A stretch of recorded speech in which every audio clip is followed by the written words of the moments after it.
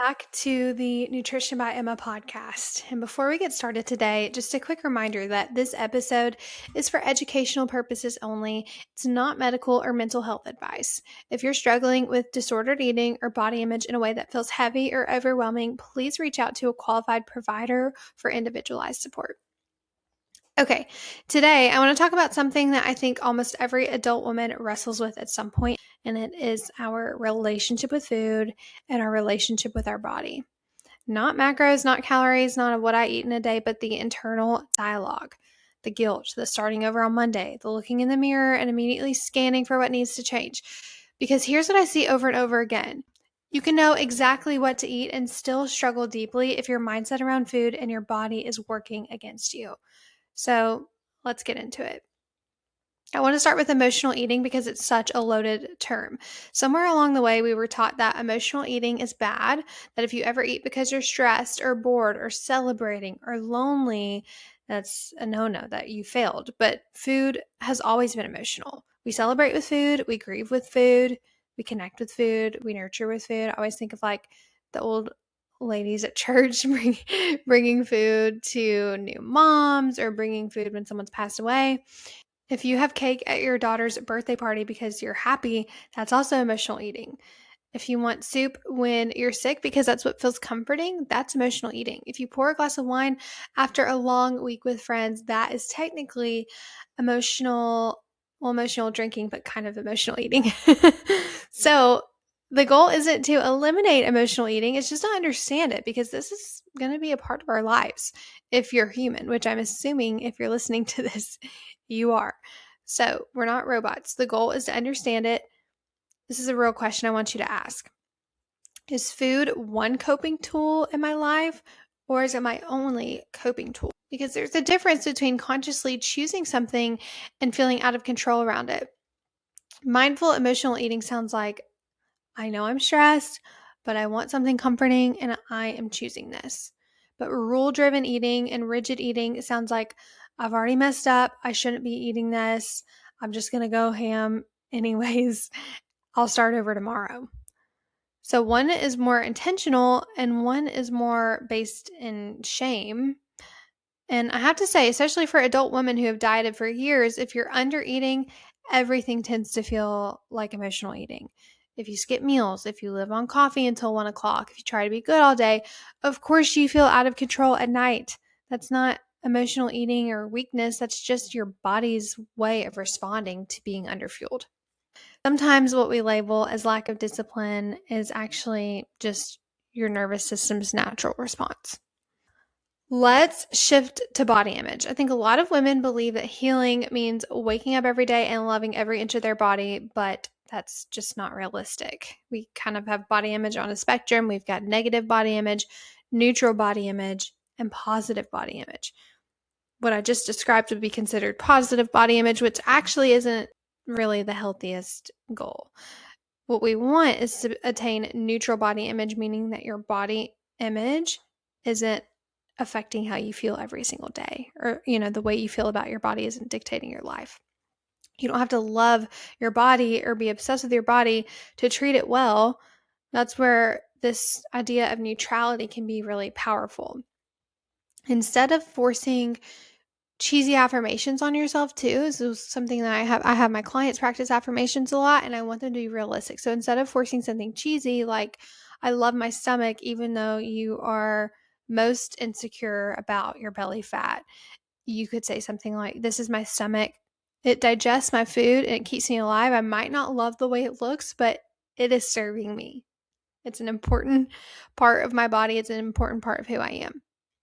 Or instead of saying, I hate my thighs, you could say something like, these thighs let me walk or jump or run, and I'm grateful to have a body that is able to do these things, even if I'm feeling like I don't love the way they look 100% of the time. It is okay to acknowledge that you're not happy with the appearance of these parts of your body. It's very, very, very normal. This is just a way, more of like a grounded approach towards affirmations. I also want you to think about this idea of seasons, because your body at 25 is not your body at 35. And your body before kids is not your body after kids. Your body during a high stress career season even is not your body during a slower season. These things change constantly, and what is going on in your life can sort of be reflected in how you feel in your body and how your body looks at a given moment. Your hormones can change, your muscle mass can change, sleep can change, stress can change. We don't want to freeze your body into one aesthetic moment of your life. You're not going to look like a 25-year-old in your body for the rest of your life. That is so unrealistic. We just have to start asking, what does my body need in this season? Things can change, your goals might change, and the things that your body needs are going to change. For example, maybe you need more rest during a period. Maybe you're postpartum and you've got to focus on rest. You're feeding your baby all hours of the night. You are being milked like a cow. You've got to eat more to maintain your milk supply. You don't have time to go to the gym. Maybe you're juggling it all. And this is just a time where your body needs more rest, or your body needs more food, or there may be a time where your body needs strength training. Things can change constantly. And something I tell women all the time is you don't have to love how you look to stop punishing yourself. Healing isn't about being obsessed with self-love. It's about self-respect. So we have to at least accept the body that we're in and respect it, because we owe ourselves that. You don't have to be cheesy with the self-love, the affirmations. Keep it realistic. Obviously, acknowledge where you're at and just give yourself a little bit of grace and respect. That's, bare minimum. It's like, what would you say to your friend that is going through some insecurities about their body, or having a sort of a hard time accepting where their body is, if they've experienced some body changes, or maybe they're experiencing body dysmorphia, which is a whole other side topic I'm happy to do a separate episode on. But what would you say to a friend that's experiencing those feelings? Obviously, you're going to acknowledge to your friend that, I'm sorry that you're feeling this way. I know this is really hard, but I love you no matter what, and I respect you no matter what, and your body's the least important thing about you. That's what you're going to say to your friend. Why can't we say those things to ourselves? Now let's bring this back to practical nutrition, because minds at work without the physiological support can only go so far. So first, we have to prioritize rest days. So many adult women are chronically stressed. You're working, or you're a caregiver, you're a mom, you're managing a household, you're trying to squeeze in workouts, you're running on caffeine. And if your nervous system is constantly activated, your cortisol will stay elevated. And when cortisol is elevated, your hunger cues can kind of go haywire. Cravings might increase. You have poor sleep. Your body stores fat differently. Body composition changes. So in these cases, a lot of times more workouts aren't the answer. Sometimes the most metabolically supportive thing you can do is take a rest day and actually let yourself recover. Second, we've got to address the caffeine and meal skipping cycle. If you're drinking coffee on an empty stomach and not eating until noon, and then wondering why you feel anxious or wired or starving at 4 o'clock, that's not random. We've got to prioritize food first, even something just really simple in the morning, like Greek yogurt and some berries, eggs and toast, or avocado toast, peanut butter toast, a smoothie with protein. We've got to prioritize protein and carbs early in the day to stabilize blood sugar and calm your nervous system response. Third, we have to implement snacks.